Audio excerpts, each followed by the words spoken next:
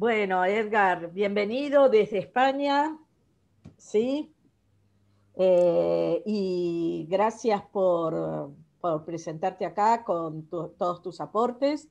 Nos vas a hablar del tema del camello y cómo pasa o no pasa por el agujerito de la aguja, ¿sí? Es Bueno, ¿querés presentarte? ¿Querés presentar cómo nos ayudás nosotros en la comisión con todas tus actividades alrededor de la revista bíblica? Una breve presentación. Vale, muy bien. Muchas gracias, Olga. Muchas gracias a la ABA y a la SAT por esta invitación, por este espacio para colaborar.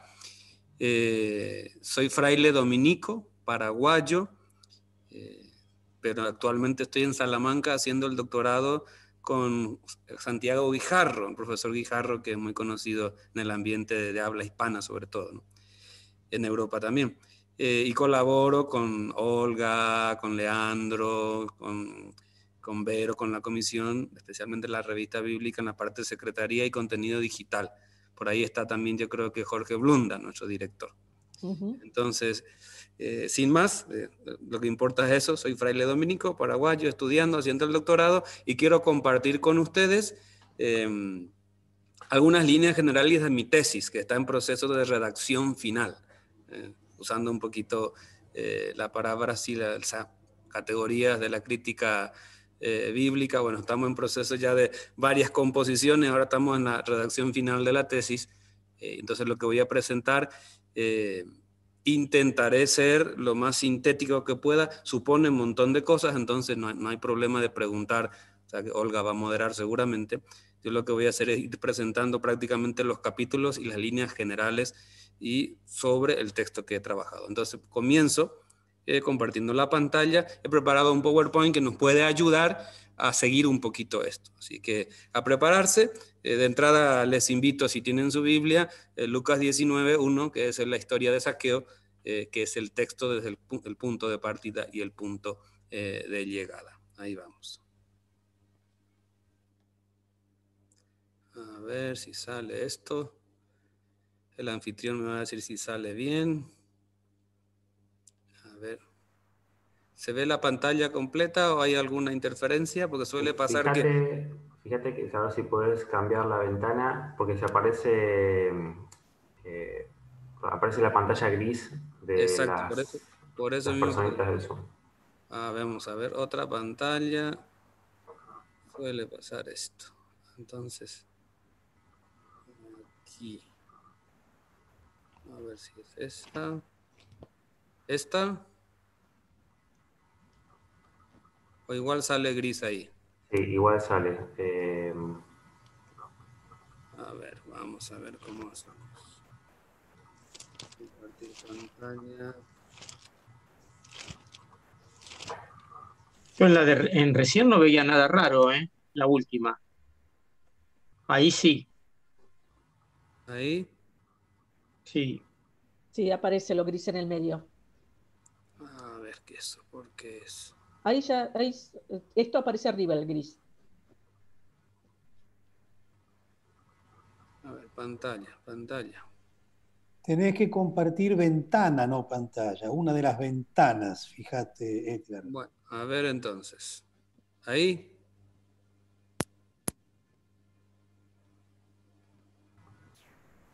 ¿Pueden ver?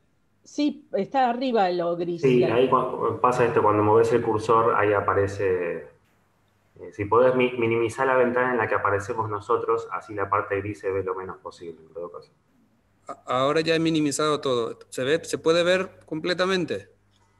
Sí, ahora sí, perfecto. Bien, entonces vamos a comenzar rápidamente. Más que ningún otro texto del Nuevo Testamento, el Evangelio de Lucas abunda en referencia a los ricos y a la riqueza. Solamente por mencionar un detalle estadístico que alimente nuestra curiosidad, señalo que, lo que ven ahí en la diapositiva, de las 14 ocasiones en las que aparece el vocablo plutos y sus derivados, solo una es claramente positiva, a saber, el adjetivo aplicado a Zaqueo en Lucas 19:2, plusios. Este dato llamó poderosamente mi atención desde el primer momento. O sea, es inevitable preguntarse, si uno lee el texto de Zaqueo y ve que está caracterizado como argitelones y plusios, y se da cuenta que esta palabra, de las 14 veces que aparece en el Evangelio de Lucas, ahí tienen el panorama de todo el Nuevo Testamento, el uso, gráficamente se ve la diferencia que Lucas, la preferencia que le da a este vocablo. Entonces, ¿por qué si son todos negativos, o casi todos, en caso de Zaqueo no es así? Es inevitable preguntarse entonces, ¿por qué sucede esto en el Evangelio de Lucas si todos los personajes ricos que aparecen son calificados negativamente? Es más, ¿no manifiesta Lucas cierta hostilidad hacia los ricos y por ende a la riqueza? ¿No se le suele llamar a Lucas acaso el evangelista de los pobres o el evangelio de los pobres? Me pregunto, ¿cumple alguna función más este relato de Zaqueo en el conjunto del evangelio, o solo es un relato más de conversión o de encuentro con Jesús? Estas preguntas iniciales alimentaron la curiosidad, la investigación, y bueno, nos metemos entonces como punto de partida en el texto. La pregunta principal, a partir de lo que ya he dicho de las varias preguntas que guía la investigación, es la siguiente: ¿se puede hablar de una construcción del personaje rico en el Evangelio? Y si es así, entonces, ¿por qué y para qué el evangelista realiza esta labor?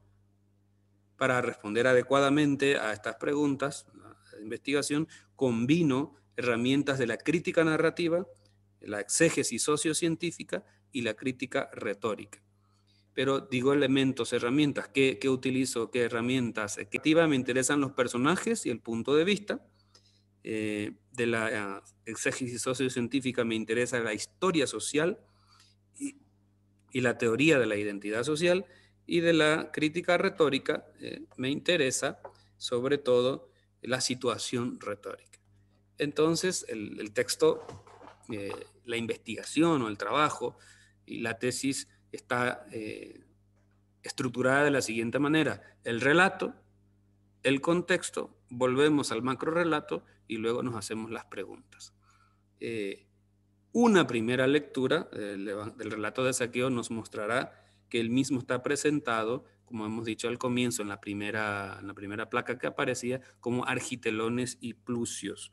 Dos características que son contradictorias en principio. Yo no sé si alguna vez se dieron cuenta, pero esos dos atributos de Zaqueo, en un personaje, llaman mucho la atención, aunque se pueden explicar mutuamente. Indudablemente, Zaqueo es presentado en forma positiva, aunque su caracterización es más compleja de lo que puede parecer a simple vista. Pienso, esta es la hipótesis, que es presentado nada más y nada menos que como un personaje prototípico de rico cristiano. Entonces, ¿qué es lo que hacemos con el relato? Después de fijar el texto, de traducirlo, de delimitarlo, de ubicarlo en el conjunto del Evangelio, entonces todo trabajo previo más relacionado a la crítica, a los métodos históricos críticos, vamos después al método sincrónico, miramos la estructura, identificamos una estructura quinaria, es decir, una estructura en 5 momentos en el relato de Zaqueo, me detengo en los personajes, el punto de vista y sobre todo en estas dos etiquetas o atributos, argitelones y plusios. Es importante tener en cuenta algunas notas exegéticas para la traducción y para seguir bien el relato. Por ejemplo, argitelones, que está en 19.2, si tienen el texto. Este sustantivo es un hapax en todo el Nuevo Testamento, es decir, es la primera y única vez que aparece. Solamente aparece aquí referida a la profesión de Zaqueo. Ni siquiera se conocen hasta ahora, porque puede ser que se descubra más adelante, no se conocen testimonios en el mundo de la literatura de la época, tampoco esta palabra, argitelones, traducida como jefe de publicanos. Los publicanos aparecen en varias ocasiones en el Evangelio de Lucas y son presentados, atención con esto, en forma positiva en relación al Evangelio de Jesús, pero son considerados negativamente por grupos como fariseos o como la muchedumbre. Parece ser que los publicani no eran cobradores de impuestos como tales, sino más bien cobradores de diferentes tipos de tasas. Nota a pie de página y toda la documentación histórica sobre el tema. Otra palabrita importante como una nota exegética, plusios. Este adjetivo, que es el que va a ser el hilo de toda la investigación, ya he adelantado, aparece 11 veces en el Evangelio, 14 si sumamos plutos, plutizo también. Entonces, significa que a nivel filológico, literario, el campo semántico es muy importante para el evangelista. Suele ser traducido por rico, aunque debería tenerse en cuenta el significado de dicha palabra en el siglo I, que no era exactamente igual. Luego vamos sobre esto. 19.3 hay otro pequeño problema, más que problema, una aclaración necesaria para entender el texto. 19.3 dice, te heliquía micros. El significado de la frase es muy debatido porque heliquía puede referirse tanto a la edad de Zaqueo o como su estatura. Y ahí también hay notas sobre eso. Finalmente, sobre las notas exegéticas, el versículo 8 es la cruz interpretum de todos lo que han estudiado el texto. Una roca de tropiezo siempre. ¿Qué quiso decir Zaqueo? Nosotros quizá estamos muy acostumbrados a interpretarlo, leerlo así, como tenemos nuestras traducciones, pero el problema está que lo que dice Zaqueo, la declaración que hace Zaqueo en el 19.8, cuando él dice que Hemisía muton hiparjonton kirie tois tojois didomi está en presente. Luego dice kai eitinosti esicofantesa apodidomi tetraplum. Otra vez didomi y apodidomi están en presente del indicativo. Entonces no están en futuro. Entonces la declaración de Zaqueo se puede entender básicamente de dos posibilidades en esa interpretación. Uno, entenderlo como una justificación o vindicación, es decir, como expresión de la conducta habitual del personaje. Es decir, Zaqueo siempre se comportaba así, daba la mitad de los bienes a los pobres y si hacía alguna estafa, procuraba devolver 4 veces más. Entonces, nota a pie de página los exégetas que entienden de esta manera. Llamativamente Fitzmayer está entre ellos, ¿no? B, entenderlo como una declaración de conversión, es decir, interpretar el tiempo presente con valor de futuro. Algunos exégetas lo llaman presentes futurísticos. Esto significa que a partir de ahora Zaqueo se compromete a dar la mitad de sus bienes a los pobres y reparará cualquier daño que pudiera haber causado. La segunda opción, me parece, yo me adhiero a esa interpretación, que es más coherente con la teología narrativa de Lucas, interpretando la conversión de Zaqueo como fruto del encuentro personal con Jesús y la acogida alegre de su evangelio. Algún autor por ahí interpreta la conversión de Zaqueo como un pacto de justicia, fruto de la salvación que ha recibido con los de su casa. Dicho esto, entonces, vamos al relato. Como ustedes lo pueden ver ahí en la diapositiva, paso la estructura y me detengo en los personajes. Estamos en el momento sincrónico del análisis. Una vez delimitado, ubicado, traducido el relato, procedo a realizar una lectura narrativa. No es ocioso recordar aquí que es posible reconocer una constelación de intereses y una diversidad de prácticas en el campo de la crítica narrativa aplicada a los textos bíblicos. No existe un modelo o forma únicos de llevar a cabo un análisis narrativo del texto. Se pueden realizar diversas lecturas de un mismo relato que dependerán en todo caso del interés del lector o del que está haciendo el análisis. Por eso he dicho una lectura narrativa.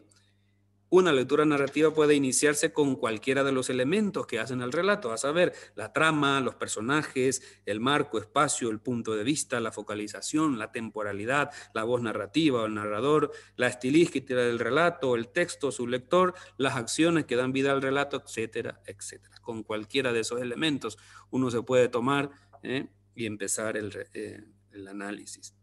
Así también puede recurrirse a modelos narrativos distintos, a modelos nativos de la antigüedad o de la modernidad, o ambas, modelos mixtos. el amplio vocabulario de la narratología, entendida como disciplina que estudia la naturaleza, la forma y el funcionamiento de los textos narrativos, tampoco está exento de ambigüedades, discusiones y acuerdos entre los que practican la crítica narrativa aplicada a la Biblia. Bueno, esto puede ser una verdad de perogrullo, pero bueno, lo digo aquí. Como el interés de la investigación está en Zaqueo, en el personaje, entonces un primer acercamiento a los personajes. Aquí tenemos otro pequeño problema. El tema de los personajes en la narrativa bíblica no ha tenido hasta ahora un desarrollo importante ni en la teoría ni en la práctica. Los debates y estudios se han centrado más en las últimas décadas en la trama o intriga o en el punto de vista, el narrador o la respuesta del lector o en la construcción del relato en general. Me pregunto, ¿será la influencia perdurable de Aristóteles, el cual afirmaba que los personajes eran secundarios y estaban solamente al servicio de la trama? Muchos narratólogos bíblicos siguen en esa línea. Recientemente, por ejemplo, Venema ha afirmado que el estudio de los personajes del Nuevo Testamento aún está en pañales, está en la infancia, y ha propuesto un método propio para estudiar, clasificar a los personajes. Entonces, junto a autores como Venema y a Tolentino Mendonça, el cardenal ahora portugués, sostengo que en el caso de los evangelios, los personajes no están al servicio de la trama, sino al revés. La trama está al servicio del protagonista o personaje principal y cumple la función de revelarlo. Dicho de otro modo, el protagonista es la verdadera alma del relato. Vamos para adelante. Vamos a acercarnos a los personajes. Son solo 3 los personajes que aparecen. Jesús, Zaqueo y la multitud. Lo digo por orden de aparición, un primer acercamiento a los personajes. Jesús aparece al inicio del relato en forma implícita. No se dice si está acompañado o está solo. La presentación lleva más bien a pensar que estaba solo, algo poco común en los relatos de Lucas. Pero en realidad, si lo leemos en su contexto, lo acompañaba una multitud. Quizás sea la misma multitud que lo acompañó en la escena anterior en la curación del ciego. Después pasa por el sitio donde estaba Zaqueo, debajo del sicómoro, toma la iniciativa, le habla al rico jefe de los publicanos, se autoinvita a su casa, se hospeda en casa de Zaqueo y es también blanco de las críticas de la muchedumbre. Aparece nuevamente al final del relato, dando una explicación de lo ocurrido y la misión que tiene el Hijo del Hombre. Evidentemente Jesús es uno de los protagonistas de la historia, pero llama mucho la atención que el narrador no da ninguna descripción de él, solo se limita a contar sus acciones y las 2 veces que habló en el micro relato. Sabemos, sin embargo, que está mucho mejor caracterizado a lo largo del macro relato. Aunque no esté caracterizado con varios rasgos, es indudable que es protagonista junto a Zaqueo. La identidad de Jesús va en progresión. Al comienzo no se dice nada, al final se revela quién es, qué misión tiene y a favor de quiénes y cuándo la lleva a cabo. Esta es una primera aproximación al personaje Jesús. Personaje Zaqueo. Es el segundo en aparecer, versículo 2. La forma en que está caracterizado es más bien compleja. Está presentado con varios detalles e indudablemente es otro de los protagonistas de la historia. Parece un personaje menor si lo ponemos en consideración con todo el Evangelio, pues es la primera y última vez que aparece. El narrador menciona su nombre, su profesión, su estatus económico, su deseo o búsqueda personal e incluso su estatura y la etiqueta moral que tiene, pecador. No es un dato menor que se ponga énfasis en su condición de jefe de los publicanos junto a otra etiqueta no menos polémica en el Evangelio. Es un rico. Y atención con eso. Son 2 etiquetas contrarias dentro del Evangelio que aquí confluyen en un mismo personaje. Los publicanos aparecen siempre en forma positiva desde el comienzo del Evangelio, desde el capítulo 3. Una lectura continuada del Evangelio nos va a dar eso. Los ricos, todo lo contrario, en forma negativa. Desde el primer momento del capítulo 1, aparecen en forma negativa. También todos los que son jefes o que tienen el título argi, también aparecen en forma negativa. Entonces, en Zaqueo confluyen etiquetas positivas y negativas. ¿Qué hace el lector con todo esto? Aquí se muestra la gran habilidad del narrador Lucas. Así también, por boca de la muchedumbre, nos enteramos de la etiqueta socio-religiosa y moral que tiene. Es un pecador, versículo 7. Con todos estos rasgos, sin embargo, recibe a Jesús con alegría, prepara una cena, es generoso con los pobres y enmienda sus estafas. Finalmente, Jesús dice que el pequeño rico ha recibido la salvación con toda su casa, porque él es también un hijo de Abraham. Todo el relato gira en torno a él y se va ganando la simpatía del lector desde el comienzo.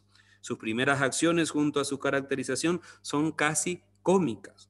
Se puede decir también que existe una progresión en la identidad de Zaqueo. Al inicio, el narrador lo describe más exterior que interiormente, pero al final se revelará también su identidad más profunda. Zaqueo es un hijo de Abraham que es salvado con toda su casa. Ya no es un apololos, ya no es un perdido.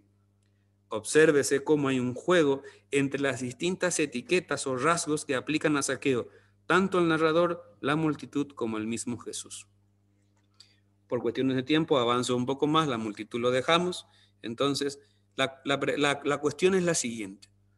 Rápidamente, digamos, este análisis narrativo centrado en el personaje, punto de vista también me lo salto, pero las dos etiquetas son muy importantes, argitelones y plusios. En mi caso me detengo en plusios. Yo me pregunto, ¿qué se entendía por plusios en el siglo I? ¿Se entiende lo mismo rico en el siglo I que como lo entendemos ahora? Y yo creo que no. Incluso cuando hoy en día personas que hablamos la misma lengua, el español en este caso, en diferentes regiones o países, puede haber serios malos entendidos con ciertas palabras. Solo dejo que piensen en España, la palabra más utilizada, y en Argentina, Paraguay, Uruguay. No lo podemos utilizar sin pasar algunos rubores, por ejemplo. Entonces, en el siglo I también, ¿qué entendía? Yo me pregunto, quiero tomarme en serio esta pregunta. Entonces, tengo que ir al contexto del relato, es decir, ¿qué entendía la gente cuando escuchaba que Zaqueo era caracterizado, presentado como un jefe de publicanos, un argitelones y un plusios, un rico? ¿Quién era un rico en el siglo I?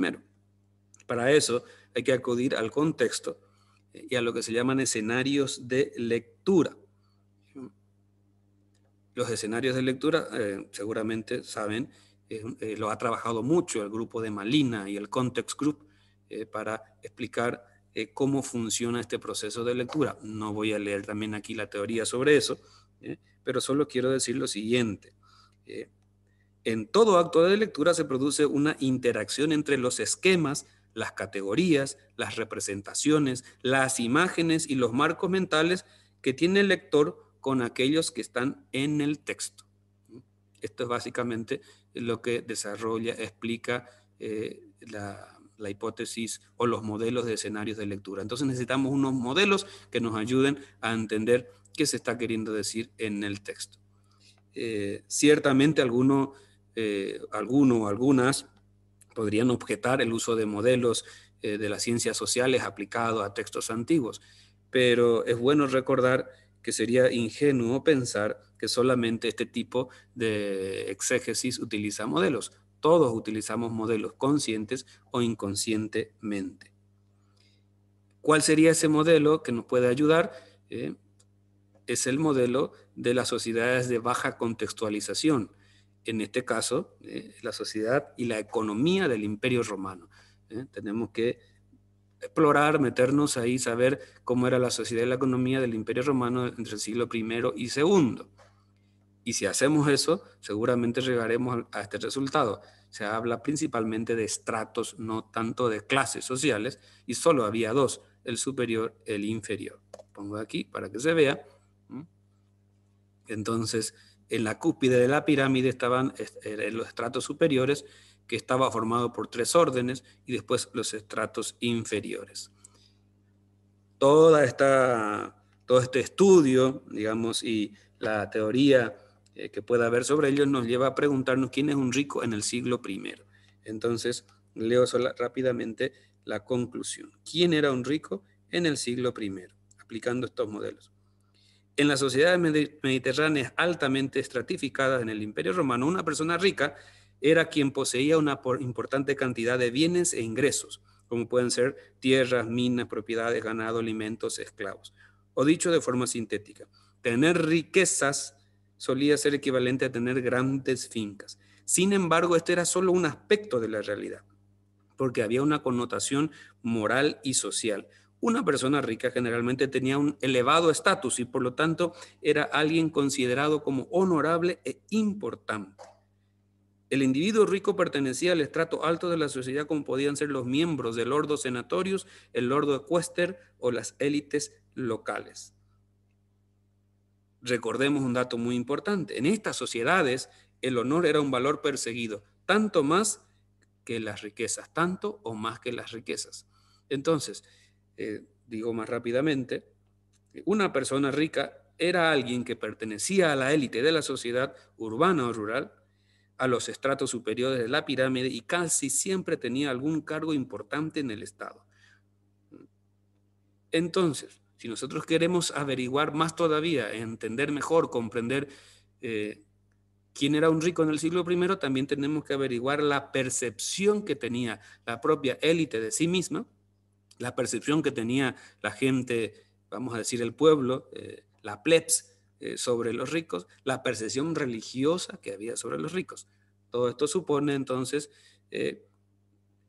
tener así como una especie de retrato robot, nos llevará a un resultado, decir, bueno, ¿quién era un rico en el siglo I? Lo que acabo de decirles así en forma rápida. Quiero leer un texto de Dion de Prusa para comprender más la percepción que se tenía del rico. Dion de Prusa, historiador del siglo I o II, dice: un rico no dará a un náufrago ni el vestido teñido de su esposa, ni el de su hija, y mucho menos una prenda suya, una de sus capas o de sus túnicas, a pesar de tener un buen surtido de todo ello. Un rico ni siquiera dará el manto de uno de sus esclavos, ni siquiera, aunque fuera posible encontrar a un rico entre 1.000.000, generoso y magnánimo, de carácter, tal hallazgo no impediría demostrar a las claras que generalmente son mucho peores que los pobres en lo referente a la generosidad. Dion de Prusia, siglo I, para reafirmar lo que estamos diciendo, quién era un rico en el siglo I, en el contexto mediterráneo. Ahora, una vez que tengamos el concepto de quién era un rico en el siglo I, el contexto mediterráneo, que entendía la gente, recordemos, no solamente económico, sino sobre todo lo social, el tema del honor y de la élite. Entonces ahora tenemos que leer todo el Evangelio de Lucas de vuelta y reconocer, tratar de ver la estrategia narrativa lucana. Si Zaqueo está presentado como jefe de publicanos y como rico, entonces, ¿cómo logra Lucas convencer a su auditorio, a su lector, a sus lectores de sus comunidades, de que Zaqueo es una figura positiva? Vamos para allá. Entonces, el poder de la narrativa está en su retórica, decía un autor, o lo que decía Barthes. Todo en la narración tiene un significado. Si esto lo aplicamos al trabajo de Lucas, veremos que su exhortación dirigida a los ricos de sus comunidades tiene plena vigencia. El evangelista ha llevado a cabo una cuidadosa tarea de narrar su buena noticia acerca de Jesús y para ello ha puesto especial cuidado en los elementos que lo conforman. Cada detalle de su evangelio está pensado, cumple una función, o al menos eso pretende. Esto es lo que se entiende por retórica del relato, es decir, la disposición que tienen todos los elementos que, interactuando entre sí, conforman el mundo del relato y buscan persuadir al lector sin dejar de lado el placer del relato mismo. Entonces, una lectura global del Evangelio, identificando los ricos como están presentados, yo llego a mostrar que Lucas presenta en forma explícita e implícita a los ricos en su Evangelio. Entonces ahí tienen el cuadro para ver las formas negativas. Explícitamente los ricos están presentados en forma negativa en todos los textos y en forma positiva solamente Zaqueo, pero de forma implícita va poniendo personajes que se encuentran con Jesús o discípulos de Jesús o personajes de parábolas que son ricos, pero no lo dice que son. O sea, es decir, de forma implícita va ejerciendo la persuasión de su retórica narrativa para convencer a su lector rico. Con textos implícitos me refiero a eso, ¿no?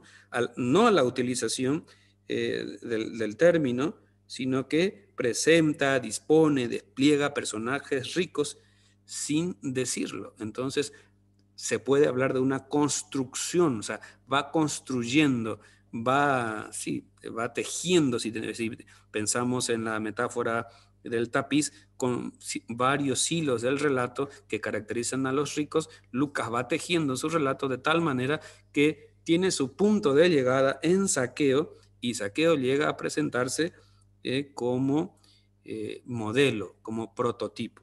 Entonces, ¿quiénes son los ricos negativos en el Evangelio? Leo rápidamente estos dos y yo creo que ya estamos en hora. Después de toda una lectura, análisis de todos los textos que habla de los ricos, los negativos son aquellos que presentan unas características que no son aceptables para Lucas, o lo que es lo mismo, incompatible con el Evangelio. Estos son estos datos. Los ricos son aquellos poderosos, orgullosos y soberbios de corazón. Por lo tanto, ya tienen su consuelo en el mundo. Por eso se ríen y están satisfechos. No tienen necesidades de ningún tipo y son bien considerados socialmente. Tienen un alto estatus y son estimados por la gente que les rodea.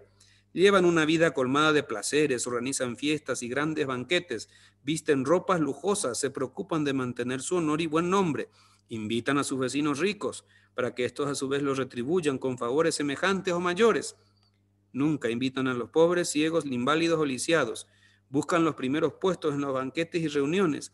Les agrada que la gente hable bien de ellos, que los consideren positivamente y que sean tenidos siempre en cuenta, tanto religiosa como socialmente. Por eso dispensan favores públicos, por ejemplo, grandes ofrendas para el tesoro del templo. Tienen campos que producen grandes cosechas, construyen graneros más grandes para acumular solamente para sí. No se preocupan por el pobre echado a su puerta o del mendigo que pide limosnas. Son amantes del dinero, tienen muchas preocupaciones, ansiedades, negocios que atender, porque conservar y acrecentar el poder, el privilegio y el prestigio así lo exigen. Pueden ser reyes o gobernantes locales, hostiles a Jesús y a su mensaje, como los sumos sacerdotes, Herodes Antipas o Pilato. Incluso alguno es un piadoso, fiel cumplidor de la Torá, procedente de familias nobles de Jerusalén o de Roma y buscador de la vida eterna. No obstante, su riqueza, preocupaciones y placeres terminan ahogando la palabra que han acogido. Finalmente, su riqueza les produce gran tristeza porque no pueden seguir a Jesús y cumplir sus exigencias radicales. Es más fácil que un camello pase por el ojo de una aguja a que uno de estos ricos entre al reino de Dios. Estos son los ricos negativos. Luego está el identikit de los ricos positivos. Un retrato robot o identikit del rico positivo tiene su punto culmen en Zaqueo. ¿Quiénes son estos ricos aceptables? Y termino con esto. Son los que han acogido el mensaje de Jesús como en tierra buena y dan frutos con constancia. Perdonan las deudas a sus siervos que son incapaces de pagar. Comparten sus bienes con la comunidad, como María Magdalena y las otras mujeres. Son compasivos, arriesgan su seguridad y honor para socorrer al herido o restablecer al hijo perdido o deshonrado. Se hacen prójimos del necesitado, proporcionan cuidado e incluso gastan su dinero en la salud del hermano o del necesitado. Estos ricos también organizan banquetes, pero en cambio invitan a los pobres, lisiados, cojos, ciegos, gente de los campos y las márgenes de las ciudades. Anteponen la práctica de compartir sus bienes y el desprendimiento a la búsqueda e incremento del honor. Ni buscan el acrecentamiento de su poder y prestigio a toda costa. Por eso son capaces de hacerse benefactores sin esperar nada a cambio, practicando una reciprocidad generalizada. No buscan los primeros puestos en las reuniones y banquetes. Tienen hijos y grandes fincas, siervos y empleados que trabajan para ellos, pero con todo son capaces de mostrar un amor compasivo y contracultural, perdonando y acogiendo al hijo rebelde, por ejemplo. Tienen viñas y la arrendan, ejerciendo paciencia incluso con los trabajadores perversos. Algunos son jefes de la sinagoga o de los fariseos, centuriones romanos, pero creen en Jesús, reciben su enseñanza con un corazón bien dispuesto. Son capaces de prestar una tumba nueva al amigo que ha muerto, humillado en la cruz, pobre, deshonrado y abandonado. Para ellos son capaces también de poner en riesgo su honor y se humillan ante el gobernador romano. Aunque sean jefes de los publicanos, son capaces de hospedar a Jesús, ofrecerle un banquete, repartir la mitad de sus bienes a los pobres y resarcir los fraudes cometidos.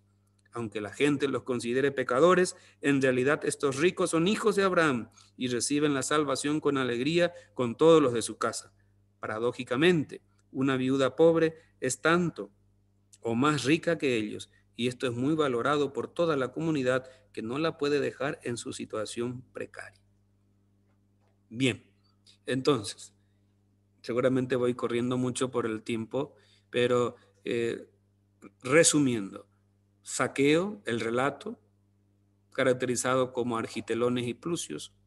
Nos preguntamos quiénes son los ricos o qué era un rico para el siglo I en su contexto sociocultural, acudiendo a los escenarios, a los modelos de escenarios de lectura, entendiendo la sociedad romana, greco-romana. Volvemos al Evangelio, tratamos de identificar esas características que estaban en el ambiente, hacemos un retrato robot de los ricos negativos y positivos que Lucas en su narrativa presenta, y entonces llegamos a presentar a Zaqueo como prototipo.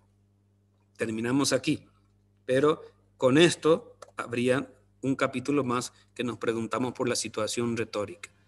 Todo esto, ¿por qué Lucas desarrolla esta labor? Entonces, ahí acudiré a la situación retórica para tratar de identificar la retórica del relato que nos puede enseñar. Ya tengo las conclusiones previas, obviamente. La situación retórica, Lucas se dirige a los ricos de su comunidad, hay problemas a causa de ellos, y entonces les propone un discurso, un modelo, un prototipo. Y finalmente aquí viene en nuestra ayuda la teoría de la identidad social. ¿Para qué hace esto? Y esto hace Lucas, así dicho rápidamente, porque está configurando la identidad social del cristiano rico o de los cristianos de su comunidad. Pero como está enfocada en los ricos, bueno, digo los ricos. ¿Qué es un prototipo según esta teoría? Se concibe como la representación de una persona que se cree que caracteriza al grupo. No es un miembro actual o real del grupo, sino la imagen de una persona ideal que encarna su carácter. Y esto se aplica muy bien a Zaqueo. Entonces nos preguntamos, ¿qué aportes trae esto a la eclesiología? ¿Una teología de la solidaridad o la fraternidad?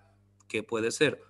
¿O una iglesia fraterna, solidaria y generosa? ¿Qué aportes puede ofrecer esta investigación, este estudio de los ricos en Lucas? Entonces es una pregunta abierta y podemos charlarlo. Muchas gracias por la atención. Muchas gracias, Edgar, por tus aportes y por respetar los tiempos también. Corrí mucho, perdón si corrí mucho. No, y yo no me quise meter para justamente no presionarte más. Bueno, abrimos el diálogo a un tema tan interesante como es el lugar del dinero, ¿sí? En nuestra sociedad, si es instrumento, si es condena o no, ¿sí? Abrimos un poco el diálogo a quien quiera participar, quiera hacer preguntas. Todavía no veo alguna en el chat, así que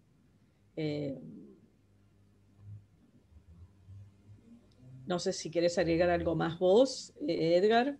Bien, sí. Entonces, justamente lo que mencionabas, ¿no? En la investigación yo trato de mostrar de que rico hay que entenderlo en su contexto sociocultural. No es solamente tema económico, sino que es estatus, es social, es consideración, es honor.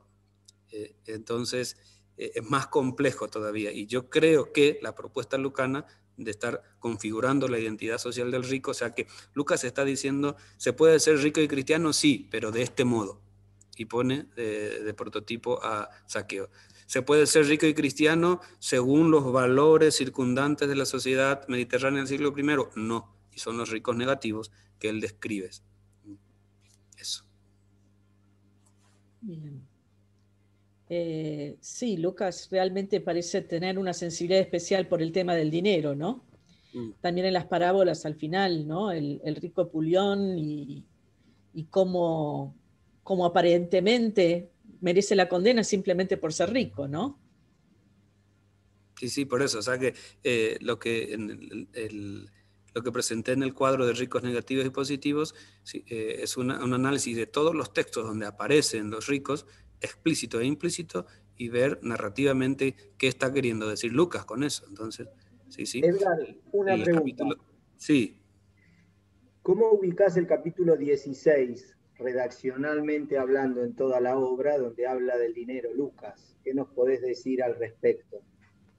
Sí, a ver, por más de que mi enfoque es narrativo, sociohistórico, retórico, socioretórico, claro, yo creo que así como Lucas, así como la historia de Saqueo capítulo 19 es punto de llegada del rico ejemplar, también el capítulo 16 donde se concentran todos los materiales, o sea, la mayor parte de los materiales sobre riqueza y ricos, es también un punto de llegada de los ricos negativos. O sea que yo creo que Lucas dispuso su material de una forma en donde también muy simbólica, metafóricamente, con el tema del viaje a Jerusalén, también ahí en el culmen pone a los ricos negativos y a los ricos positivos, ¿no? Bueno, muchas gracias, Edgar, por toda esta interesante mirada, sobre todo hoy, ¿no? Con este tema tan caliente del debate del uso del dinero en la sociedad y su finalidad, ¿no? Esta posibilidad de reconciliarlos de alguna forma mientras el dinero tenga una finalidad, como vos decís, social, ¿no? Bueno, ¿puedo responder una sí. pregunta? Y ya digo chao, porque me parece muy interesante lo que pregunta Fede. Dice, ¿habría alguna continuidad con la obra en Hechos? Exactamente, porque Lucas está preparando su evangelio porque en Hechos todos los ricos son buenos y la conversión de todos los ricos. Entonces Saqueo funciona como un gozne narrativo y teológico para Hechos. En Hechos no aparece la palabra ricos, pero todos los personajes que se convierten, pensemos en el centurión, en Tabita, en Lidia, digamos gente que se convierte al cristianismo, al camino, al evangelio de Jesús, son toda gente de la élite, son de esa sociedad. Entonces, muy interesante esa pregunta, Fede, gracias. Bueno, muchas gracias. Gracias a vos, Edgar. Bueno, despedimos a todos por el momento. Nos reencontramos a las 2 menos cuarto, 13:45, para seguir estas actividades en conjunto. Y agradecerles a todos por la presencia, por el poder participar y todo este interés en seguir profundizando la palabra. Gracias a todos. Chao, Edgar. Muchas gracias, Edgar. De acá, desde Argentina, te damos las gracias. No sé qué hora tenés allá, si ya comiste o no, pero a nosotros nos toca ir a comer algo. Buen provecho y nos encontramos con Mariana a la vuelta. Sí, como dijo Olga, 13:45 Mariana empezaría, así que nos conectemos unos minutitos antes. Gracias, quedamos en línea. Chao a todos, volvemos 13:40. Gracias, Olga. Gracias.